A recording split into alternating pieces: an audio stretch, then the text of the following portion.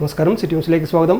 All Kerala bank retirees federation ജില്ലാ convention കണ്ണൂരിൽ നടന്നു. Canara bank retirees assistant general മാനേജറും all Kerala Canara bank retirees association regional ചെയർമാനുമായ കെ രാധാകൃഷ്ണൻ കൺവെൻഷൻ ഉദ്ഘാടനം ചെയ്തു.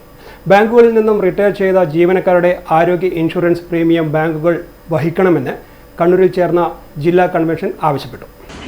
കാരണം നമ്മൾ ഉദ്ദേശിക്കുന്ന അത്ര, നമ്മൾ കാണിക്കുന്ന അത്ര സിൻസിയറിറ്റിക്കുള്ള തിരിച്ചുള്ള റിവാർഡ്, അതായത് അത് നമ്മൾ ഉദ്ദേശിക്കുന്ന റിട്ടയർമെന്റിന് ശേഷം നമുക്കുള്ള പെൻഷൻ, നമുക്കുള്ള മറ്റുള്ള സൗകര്യങ്ങൾ അതിൽ ഗവൺമെന്റ് ചെയ്യുന്നുണ്ടോ എന്നുള്ള കാര്യം വളരെയധികം നമ്മൾ ആഴത്തിൽ ആലോചിക്കേണ്ട പ്രശ്നമാണ്. മറ്റുള്ള എല്ലാ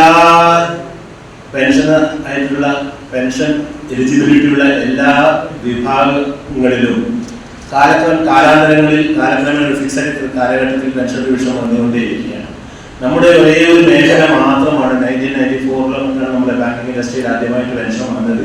1994 ശേഷം പിന്നെ ഏതാണ്ട് 31 വർഷത്തോളമായിട്ട് യാതൊരു റിവിഷനും ഇല്ലാതെ സ്റ്റാറ്റസ് കോ ആയിട്ട് നിൽക്കുന്ന ഒരേ ഒരു ഇൻഡസ്ട്രി ഇന്ത്യയിൽ മറ്റേതെങ്കിലും ഉണ്ടോ എന്നുള്ള കാര്യം വളരെ വളരെ സംശയമാണ്.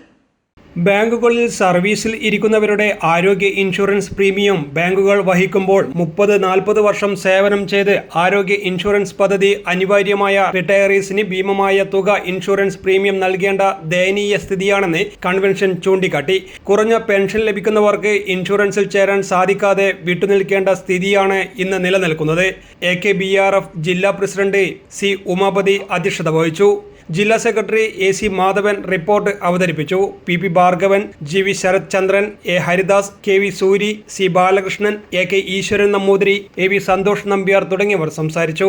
പെൻഷൻ സമ്പ്രദായം ഉടനെ പരിഷ്കരിക്കുക, ബാങ്ക് റിട്ടയർസ് സംഘടനകളുമായി IBA ചർച്ചകൾക്ക് തയ്യാറാവുക, മുതിർന്ന പൗരന്മാരുടെ റെയിൽവേ യാത്ര സൗജന്യം പുനഃസ്ഥാപിക്കുക തുടങ്ങിയ ആവശ്യങ്ങൾ കൺവെൻഷനും ഉന്നയിച്ചു. News desk, city news.